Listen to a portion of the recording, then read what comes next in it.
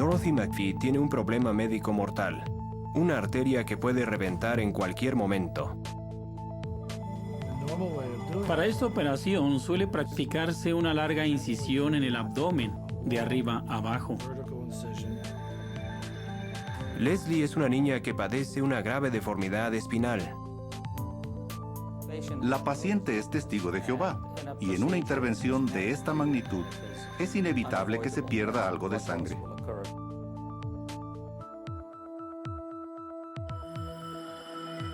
Las dos pacientes necesitan una operación, pero en ambos casos sus creencias religiosas les impiden aceptar sangre.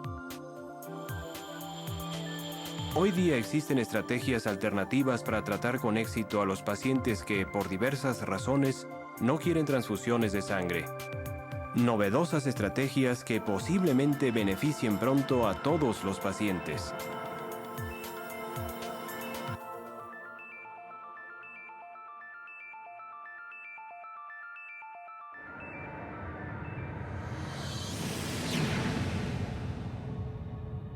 En los albores del siglo XXI, la sociedad se está diversificando cada vez más.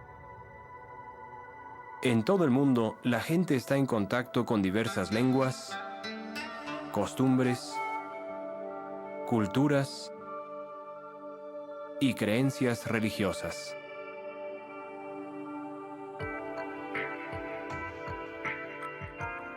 Adaptarse a estas diferencias no es fácil en ningún estrato social.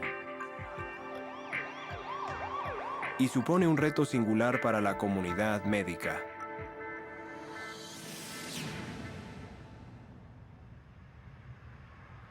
Dado que vivimos en una sociedad pluralista, el médico tiene su escala de valores, pero habrá pacientes que tengan otra y que adopten una postura distinta con relación a ciertas cuestiones.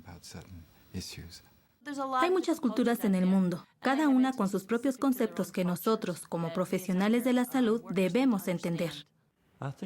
No creo que el deber del médico se limite a proteger la vida.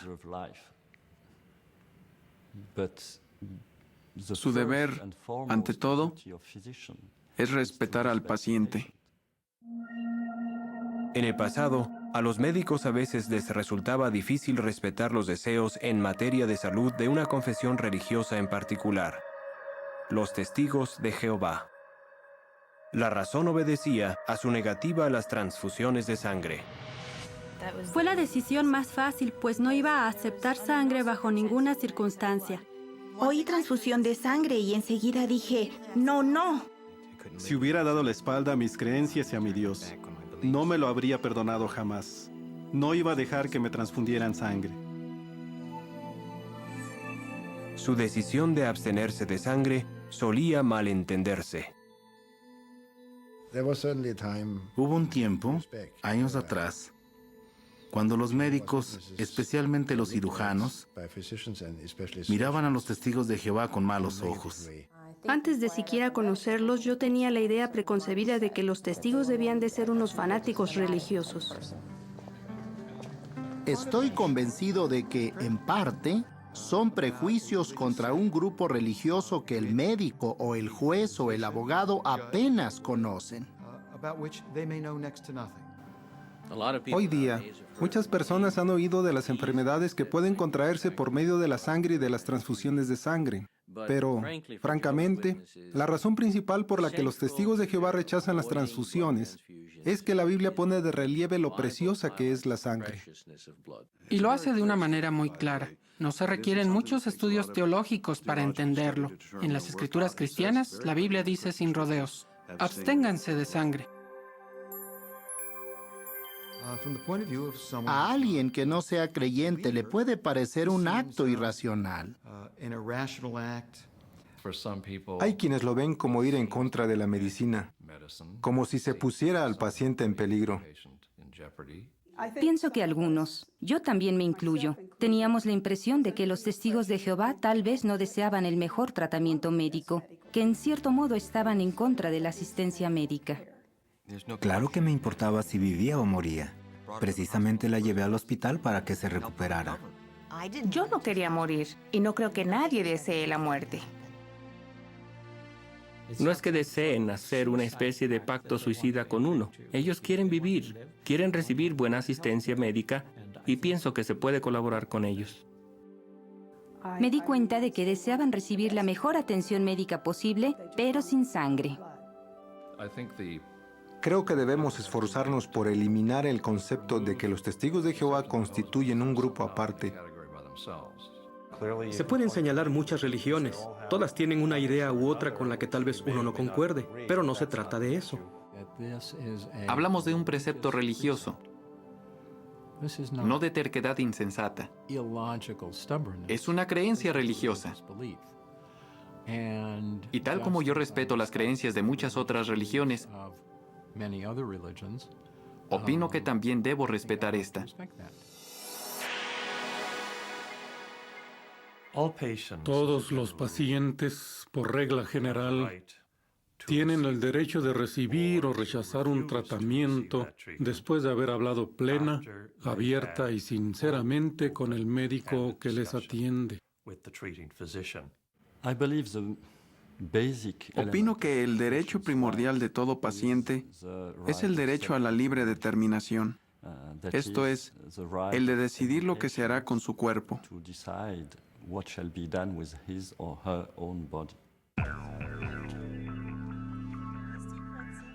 Pese a los derechos de los pacientes, hay quienes ven irracional que se rechace un tratamiento médico que, según ellos, salva vidas. Es un error equiparar la negativa a un tratamiento con un suicidio, es decir, con la acción de quitarse voluntariamente la vida. Siempre existe la duda justificada de si el enfermo es competente, pero el mero hecho de rechazar una transfusión no lo hace incompetente. No veo que rechazar un tratamiento sea irresponsable o irracional. Pienso que si una persona opta por no tomar cierta pastilla o porque no se le administre determinado fluido, está en su derecho. Tenemos pacientes que dicen que no quieren estar conectados a un respirador, que no quieren ser intubados. Es muy común que los enfermos de cáncer rechacen un tipo de tratamiento u otro. No quieren quimioterapia, no quieren cirugía radical. Así que estoy acostumbrado a que los pacientes rechacen ciertos tratamientos. No lo tomo como un insulto personal. Estos hechos quedan a menudo eclipsados por noticias que afirman que alguna persona falleció debido a no haber aceptado sangre. Decir que alguien ha muerto por rechazar sangre es una afirmación engañosa y muy imprecisa. Es simplificar demasiado la tragedia. Muy rara vez se da el caso de que un paciente rechace una transfusión de sangre y muera por ello. La gente muere a causa de una enfermedad, de un traumatismo o de complicaciones quirúrgicas. Puedo decir que he tratado a más de 200 testigos de Jehová y jamás he perdido a un paciente por no haberle podido administrar sangre. Entonces, ¿por qué sigue siendo la transfusión de sangre el tratamiento estándar para las hemorragias graves? Creo que a los médicos se les ha enseñado la idea de que la sangre es vida y de que es intrínsecamente buena para el paciente.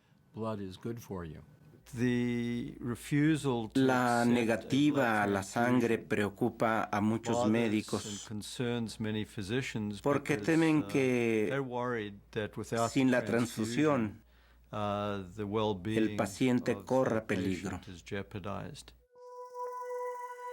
Para comprender bien la razón por la que los médicos piensan así, debemos conocer un poco este fluido y saber por qué se administran transfusiones.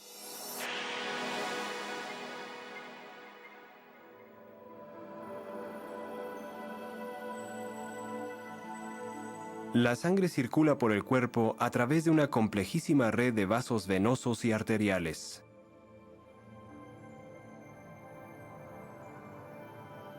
La sangre oxigenada que sale del corazón fluye por las arterias, las cuales van ramificándose hasta convertirse en diminutos capilares. Estos llevan los glóbulos rojos cargados de oxígeno a toda parte del cuerpo.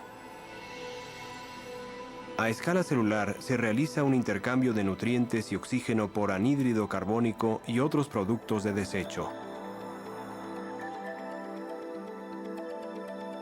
Entonces las venas transportan la sangre desoxigenada de regreso al corazón, el cual la bombea a los pulmones, donde tiene lugar el intercambio gaseoso de anhídrido carbónico por oxígeno. Y el ciclo vuelve a empezar. Este ciclo es absolutamente esencial para la vida. Si no hay sangre que lleve oxígeno a las células, estas mueren y el organismo muere. Cuando alguien pierde mucha sangre, los médicos tienen dos prioridades urgentes. Lo más indispensable y apremiante es detener la hemorragia.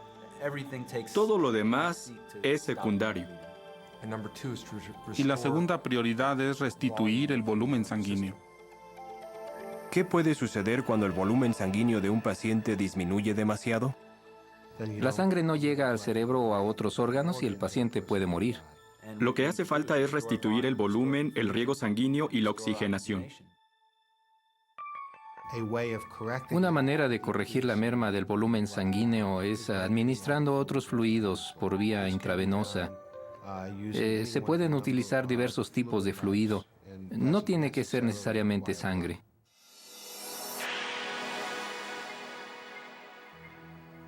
Cada vez son más los pacientes que deciden rechazar las transfusiones de sangre por razones personales. Cuando se le pregunta al paciente la noche antes de la operación si en caso de poder escoger optaría por evitar las transfusiones de sangre, la respuesta es siempre afirmativa.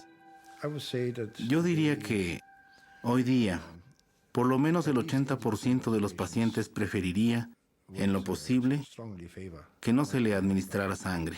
La transfusión de sangre, considerada tradicionalmente un complemento habitual de la cirugía, se ve hoy día como algo que debe evitarse.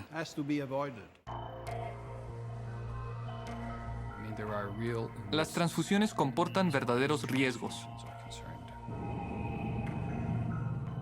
Los agentes patógenos transmitidos por la sangre, particularmente el virus del SIDA, son motivo de preocupación. La sangre es un producto biológico, puede ser portadora de enfermedades y demás. La analizamos para detectar la mayoría de ellas, pero algunas las desconocemos.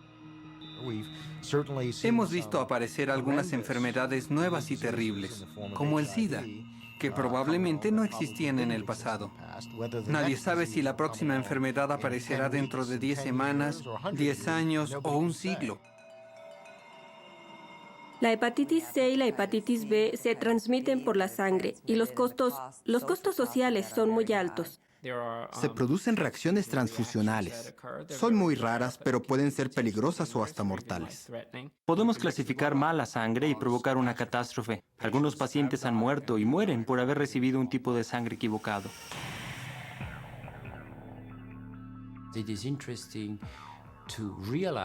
Es curioso que ahora, a principios del siglo XXI, nos demos cuenta de que las transfusiones de sangre, hasta cierto punto, no logran aquello para lo que siempre las empleamos. Con el paso de los años, nos hemos convencido de que muchas de las complicaciones que sufren los pacientes después de una operación no se deben a mala suerte o a falta de habilidad quirúrgica, sino que son consecuencia de las transfusiones. Estas causas de preocupación han fomentado el desarrollo de una amplia gama de estrategias alternativas, tratamientos aceptados por muchos testigos de Jehová y otros pacientes que también optan por evitar las transfusiones de sangre. Las estrategias alternativas se pueden agrupar en torno a 4 principios básicos. Envuelve anestésicos, el uso de ciertas sustancias y, desde luego, la técnica quirúrgica. La técnica más importante para controlar el sangrado es evitarlo. Cuanto menos sangre se pierda durante la operación, mejor será el resultado final y menor la probabilidad de que surjan complicaciones. La cirugía cuidadosa implica evitar la pérdida de sangre. La edad no influye. Hemos operado tanto a recién nacidos como a personas de más de 90 años. El cirujano que opera sin perder una gran cantidad de sangre es casi invariablemente un cirujano bueno y cuidadoso. El que pierde mucha sangre Suele ser todo lo contrario. Existen diversos instrumentos para ayudar a los cirujanos a minimizar el sangrado. Hay estrategias que recurren al uso intraoperatorio del electrocauterio en lugar de bisturís. Si sigue habiendo algo de sangrado, hay técnicas de coagulación, la mejor de las cuales en este momento es la del coagulador de rayo argón. Hay herramientas no invasivas con las que el cirujano puede ver el interior del cuerpo con un mínimo de incisiones quirúrgicas. Se puede recurrir a fármacos, o sea, a la aplicación tópica de diversos productos que ayudan a impedir la pérdida de sangre. Actualmente contamos con varios métodos, como por ejemplo la cola de fibrina. La cola de fibrina, elaborada a partir de fracciones de sangre, fomenta la coagulación por contacto. La cola de fibrina es un adhesivo tisular sumamente útil porque no daña el tejido. En el caso de un paciente testigo de Jehová en el que la pérdida de sangre es tan crítica, creo que hay que ser extremadamente meticuloso para no perder ni una sola gota. Hay nuevas técnicas de hemodilución y reinfusión que facilitan la operación y son aceptadas por personas que están en contra de las transfusiones de sangre por motivos religiosos. Los principios de la hemodilución, en lo que se refiere a la reducción de la pérdida de sangre, son bastante sencillos. En esencia, creamos un circuito cerrado con el paciente. Extraemos sangre del paciente. La mantenemos en contacto con el paciente y la sustituimos con fluidos. De modo que la sangre está diluida y, por lo tanto, el paciente solo pierde sangre diluida en lugar de sangre pura o concentrada. Cuando el paciente sangra durante la operación, la pérdida de glóbulos rojos es menor. Sería como tomar 1 litro de leche y añadirle agua hasta tener 12 litros de líquido. El litro original sigue ahí, pero si se derramara, se perdería mucha agua y solo un poco de leche. Al final, eliminamos el agua y nos quedamos con la misma cantidad de leche. Y en esta institución utilizamos la técnica habitualmente, en particular con los pacientes que prevemos que perderán mucha sangre. Creo que es una norma terapéutica bastante buena, no solo para testigos de Jehová, sino en las operaciones que conllevan una gran pérdida de sangre. Si el paciente pierde sangre, utilizamos una máquina de recuperación de sangre tipo Cell Saver. Aspiramos la sangre derramada, la lavamos, la limpiamos, la procesamos. La filtramos y entonces se la reinfundimos. La recuperación de sangre es una técnica muy valiosa, porque cuando se utiliza, la sangre derramada por el cirujano no es sangre perdida para el paciente. En todo caso de traumatismo con una pérdida significativa de sangre, siempre preparo el equipo de recuperación. Un elemento clave para estimular la capacidad orgánica de reponer la propia sangre es una hormona llamada eritropoyetina. La eritropoyetina es una sustancia natural. Se produce en los riñones, en otros órganos también, pero ante todo en los riñones, para ayudar a la médula ósea a formar los glóbulos rojos que van a transportar oxígeno. La producción de glóbulos rojos tiene lugar principalmente en el esternón, las costillas, las vértebras y la pelvis. La eritropoyetina recombinante fomenta la producción natural de hematíes por parte del organismo. Si sé que el paciente va a permanecer mucho tiempo en el hospital, tal vez lo someto a un tratamiento de eritropoyetina recombinante para que comience a aumentar sus reservas de sangre. Esta puede ser una estrategia muy económica para reducir el uso de transfusiones de sangre halogénica. Uno de los aspectos más emocionantes de todo este campo de las alternativas a las transfusiones es que la mayoría de las estrategias de las que hablamos están al alcance de médicos y hospitales de todo el mundo. Casi toda subespecialidad quirúrgica y médica cuenta ya con técnicas que permiten el tratamiento sin sangre. Las alternativas, como cualquier otro tratamiento, no están necesariamente exentas de riesgos. Por ello, el paciente, en particular el que es testigo, debería informarse de los beneficios y los riesgos relacionados con el tratamiento en cuestión. Hay que estar bien informados. ¿Hasta qué punto son eficaces estas estrategias alternativas para ayudar a los médicos a tratar a pacientes que rechazan las transfusiones de sangre?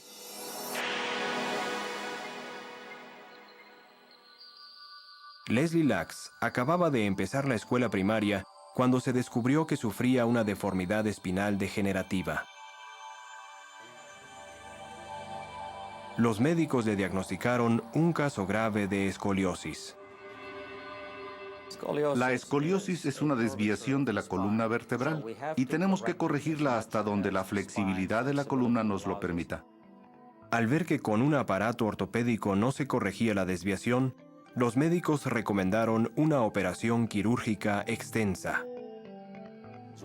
Esencialmente consiste en implantar en la espalda del paciente una serie de ganchos de acero inoxidable y de varillas metálicas para enderezar la columna y dejarla alineada. La familia Lacks quería que la operación se realizara sin transfusiones de sangre. Así que buscaron un equipo quirúrgico con experiencia en el uso de técnicas operatorias sin sangre. Antes de la intervención, los médicos fortalecieron la sangre de Leslie administrándole hierro y eritropoyetina recombinante. Era esencial que practicáramos la operación sin perder demasiada sangre. Para lograrlo, utilizamos dos técnicas. Una de ellas es la que se conoce como recuperación de sangre. La otra se denomina hemodilución. Hay menos peligros porque es la propia sangre del paciente y no ha dejado de circular en su organismo, por lo que no hay posibilidad de contaminación o de contagio de enfermedades que se transmiten por la sangre. La operación fue un éxito y no se le administró ni una sola transfusión de sangre. A los pocos días, Leslie ya estaba en pie y caminaba. Está tan contenta de verse derecha. Siempre dice, mamá, ahora soy casi tan alta como tú. Aunque Leslie tendrá que usar un aparato ortopédico durante un tiempo, los médicos están seguros de que podrá llevar una vida normal. Me gustaría patinar, probar el monopatín y tal vez la tabla sobre nieve. Cosas así. A veces las estrategias alternativas abarcan nuevas técnicas quirúrgicas para reducir la pérdida de sangre en los pacientes que no quieren transfusiones. Dorothy McPhee, de 75 años, tenía un aneurisma aórtico abdominal, una lesión mortal que normalmente requiere cirugía extensa. Para esta operación suele practicarse una larga incisión en el abdomen, de arriba a abajo, desde la parte baja del pecho hasta la región pubiana y trabajar alrededor y por detrás de todo el tracto intestinal. La estancia hospitalaria dura 4 o 5 días y muchas veces una semana o más, suponiendo que no surjan complicaciones. Como Dorothy es testigo de Jehová, los médicos recurrieron a una técnica quirúrgica que minimiza el sangrado. El tipo de cirugía aórtica que practicamos se denomina endovascular, porque se realiza desde el interior de la arteria. Por dicha arteria hacemos llegar los catéteres, los cables y todos los instrumentos hasta el aneurisma y entonces, mediante una técnica radiológica llamada fluoroscopía, podemos visibilizar el aneurisma. Los cirujanos que operaron a Dorothy insertaron una prótesis endovascular en forma de malla que les permitió reparar la aorta sin practicar una larga incisión que habría ocasionado mucha hemorragia. Una pequeña incisión en la ingle, todas las manipulaciones efectuadas a través de ella, un postoperatorio prácticamente sin dolor ni complicaciones y a las 24 horas, por lo general, en casa. Así que todos salen ganando. Me encuentro bien. Jamás me lo habría imaginado, pero así es. Dorothy fue dada de alta 2 días después de la operación y se recuperó bien.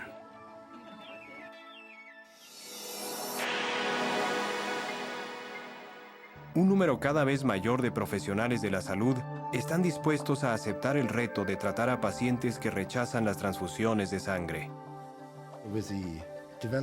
Con el desarrollo de todas esas técnicas, ya no hay nada realmente específico de los testigos de Jehová.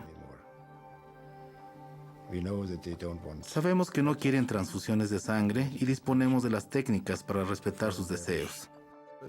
El hecho de que alguien no quiera transfusiones debería verse únicamente como una minúscula parte de toda la asistencia médica. Debe reconocerse y aceptarse. Ahora hay que prestarle el 99% restante de los cuidados. Pienso que podría compararse a un paciente que es alérgico a la penicilina. Nadie esperaría que el médico dijera, pues lo siento, pero no le puedo atender porque no puedo administrarle penicilina. No, lo que dice es, utilizaremos un tratamiento alternativo, le daremos otro antibiótico y pasa a tratar al paciente. Esta manera progresista de abordar la asistencia al paciente beneficia al público en general. Al no poder usar sangre con los testigos de Jehová, aprendimos la manera de evitarla en otras muchas situaciones. La verdad es que nos ha empujado en la dirección correcta. Las alternativas a las transfusiones son técnicas médicas buenas, bien fundadas y seguras para nuestros pacientes. De hecho, es una alternativa que debería estar al alcance de todos los pacientes. Lo que estamos hablando ahora acabará siendo intrascendente, porque de aquí a 5 o 10 años, la medicina y la cirugía sin sangre se habrá generalizado tanto que ya no será novedad. Los testigos de Jehová, por su postura religiosa, han tenido el privilegio singular de ayudar a los médicos a descubrir mejores maneras de tratar a los pacientes sin someterlos a los peligros de las transfusiones de sangre. Lo que he visto en mi propia experiencia es que han dado un nuevo rumbo a la profesión médica, hasta el punto de que ahora, con frecuencia, la norma terapéutica es tratar a los pacientes sin sangre. En todo el mundo ya hay unos 100,000 médicos que ofrecen sus servicios de medicina y cirugía sin sangre a todos los pacientes que no quieren transfusiones de sangre. Muchos expertos coinciden en que en el futuro próximo, la medicina y la cirugía sin transfusiones de sangre serán la norma terapéutica para todos los pacientes. Hoy día existen técnicas en casi toda subespecialidad quirúrgica y médica que permiten el tratamiento sin sangre. En general, estamos dejando atrás las transfusiones.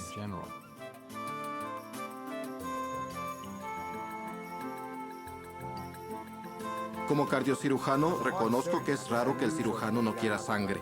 Normalmente prefiere usarla, pero yo no. Yo me siento muy orgulloso cuando el paciente sale del quirófano y no ha recibido ninguna transfusión.